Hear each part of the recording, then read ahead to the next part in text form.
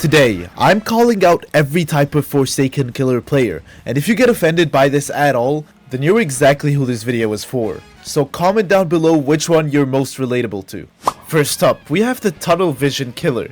This is the type of killer that sees one player early, and chances are they're a pretty good survivor, so they get away. This type of killer chases only that player the entire match. They will ignore the easier targets. They will lose all the value of the round just to finish that one person. And it's usually for no reason. It's not like they got stunned or anything. Like, dude, you're not going to die if you just chase somebody else. It doesn't matter how difficult chasing this survivor is. They will just keep chasing. It can, like... Next up we have the Easily Juked. Now this one I feel horribly bad for. You know when you're playing as a killer and you can tell exactly how a survivor is moving when they intend to juke you? For some reason, this type of killer falls for it every single time. It's like you're leading them with a rope. They will just... I don't think they have the ability of pattern recognition. At this point you can send the killer a warning that you're about to juke them, but they will still fall for it. And honestly, I feel bad for these types of people. I just leave them alone. Next up, we have the Tryhard Sweatlord. This is the player that plays every public match like it's a $10,000 tournament final. And it doesn't even matter how much time is left in the round. There could be 4 minutes left. They will still play like it's their final 5 seconds. This type of killer has to have the most effective and efficient, perfect pathing. There is no chilling or relaxing. The second you mess up once, they will punish you instantly. They're sweating so hard that you will feel it through your screen. Usually these players are the same ones who use killers with high skill ceilings like John Doe. I honestly don't know what's going on in their heads. They could have a little bit of fun when they have like a whole 3 minutes left and 2 people alive, but they will still treat it like it's a military operation. Next up, we have the ganged up on killer. I honestly didn't even know what to name this one, but it is the most common ones. Now, this one is low-key tragic, that's why it's funny. This is the killer that gets bullied by the entire team of survivors at the same time.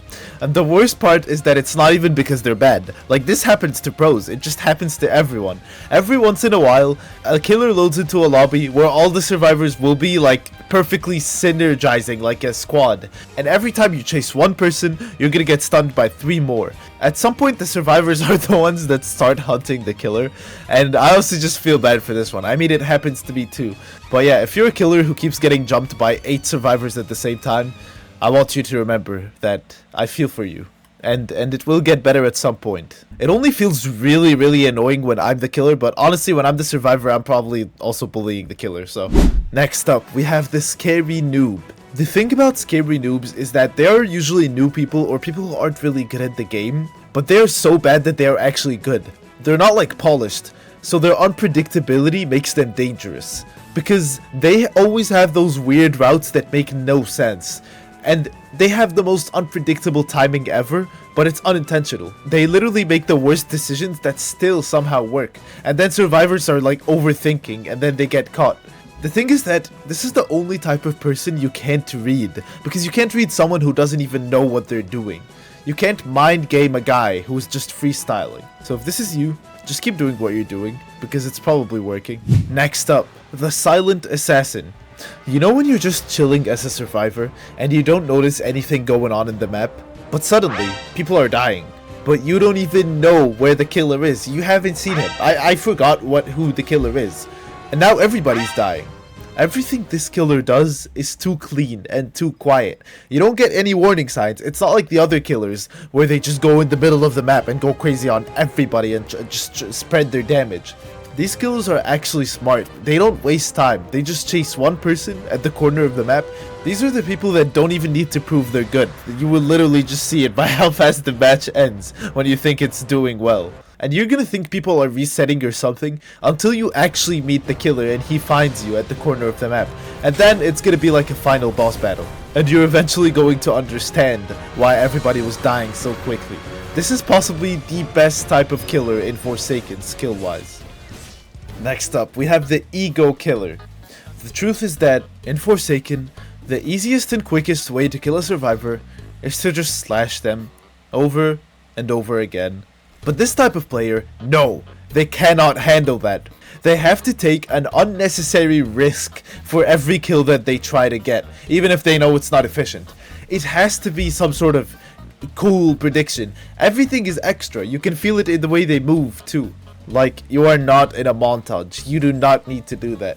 The scariest part though is when you're running from the ego killer and they end up actually hitting their predictions and being good. That's when it's kind of embarrassing for the survivor, because they're just styling on you and you can't do anything about it. But these people, they will always pass the safe play just so they can have a chance to disrespect you. Next up we have 80% of Forsaken players, the meta slave. They only play whatever is currently considered the strongest.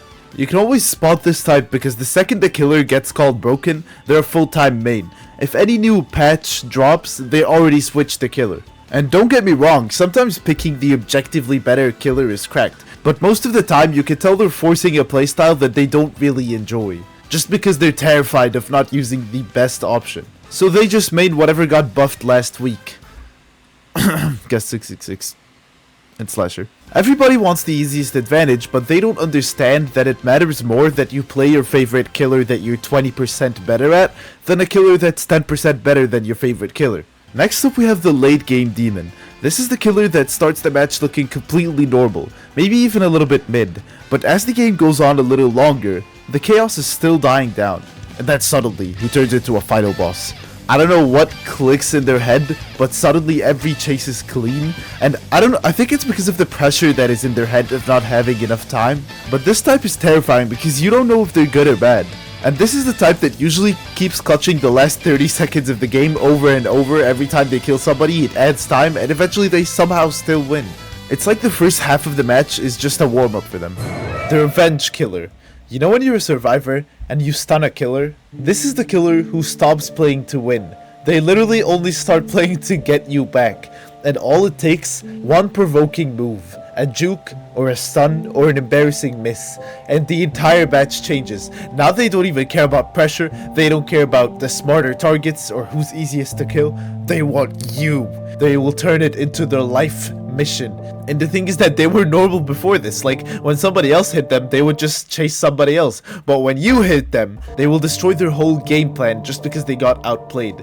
And the thing that makes this funny is sometimes they're actually a good killer. They're just emotional. And this is basically the tunnel vision killer, but with a story instead. Next up we have one that is secretly common. Not a lot of people even know that everybody else does this, but it's the overthinker. The one that cannot decide which survivor to go for. This killer loses fights because they're trying to be too smart. They don't even fall for like the obvious jukes, they fall for the jukes that don't even exist. You're gonna do one normal movement, and the killer will start reading into it like it's a chess match.